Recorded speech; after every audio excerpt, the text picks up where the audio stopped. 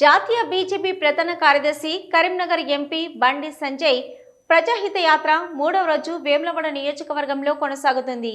వేములవాడ మండలం బాలరాజుపల్లి, అచ్చనపల్లి, చెక్కపల్లి, నూకలమర్రి, నమిలిగుండుపల్లి గ్రామాల్లో పాదయాత్ర నిర్వహించిన బండి ప్రజా సమస్యలు అడిగి తెలుసుకుంటూ ముందుకు సాగారు. ఈ సందర్భంగా ఆయన మాట్లాడుతూ బీఆర్ఎస్, కాంగ్రెస్ పార్టీలపై ప్రజల్లో వ్యతిరేకత ఏర్పడిందని, గతంలో కేసీఆర్ రాజన్న ఆలయ అభివృద్ధి విషయంలో మోసం చేశాడన్నారు.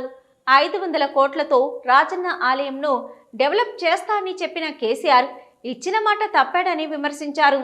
కాంగ్రెస్ పార్టీ ఎన్నికల ముందు హామీలు ఇచ్చిందని, అవి నెరవేర్చాలంటే 5 లక్షల కోట్లు అవసరమని, కానీ బడ్జెట్లో మాత్రం 53,000 కోట్లు పెట్టారని, కాంగ్రెస్ ఇచ్చిన హామీలకు ఎన్ని నిధులు అవసరమో చెప్పాలన్నారు.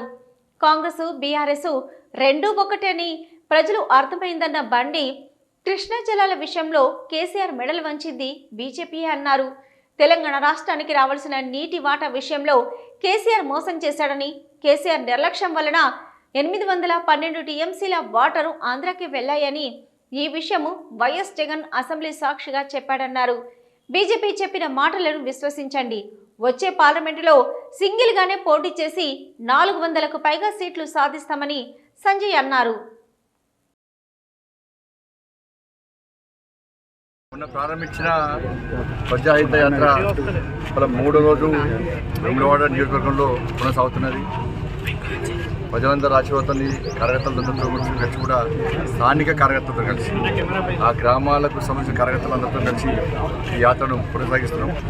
ఈరోజు నూకలమర్రిలో రావడం జరిగింది. 15th వరకు యాత్ర కొనసాగుతుంది. నేషనల్ కౌన్సిల్ మీటింగ్ తర్వాత మళ్ళీ యాత్రను మిగతా నియోజకవర్గంలో కొనసాగించే ప్రయత్నం చేస్తాం. ఇక్కడ పోయినా కూడా బీఆర్ఎస్, కాంగ్రెస్ పార్టీ పట్ల ప్రజల్లో కూడా తీవ్ర వ్యతిరేకత వస్తున్నది. కేవలం 53,000 కోట్లు మాత్రమే కేటాయించి ఇలా 2 లక్షల రుణమాఫీకి ఎన్ని నిధులు, 2,500 రూపాయలు మహిళలకు ఇస్తాము ఎన్ని నిధులు, మహాలక్ష్మి పథకానికి ఎన్ని నిధులు, 15,000 రూపాయలు రైతు బంధు పేరు మీద ఇస్తున్నారు దానికి ఎన్ని నిధులు, నోటిఫికేషన్ కోసము ఎన్ని నిధులు, ఇలా ఫ్రీ 500 రూపాయల గ్యాస్ కనెక్షన్ కోసం ఎన్ని నిధులు, 200 యూనిట్ ఫ్రీ ఇస్తున్నారు దానికి ఎన్ని నిధులు, ఏమి వివరంగా చెప్పకుండా కేవలం 53,000 కోట్ల రూపాయలు ఇచ్చిన హామీలకు ఇష్టమంటే అవి దేనికోసం సరిపోతాయి అంటే మేము హామీలు నెరవేర్చామని చెప్పి కాంగ్రెస్ పార్టీ చేతులు విషయాన్ని తెలంగాణ సమాజం గుర్తిస్తుంది.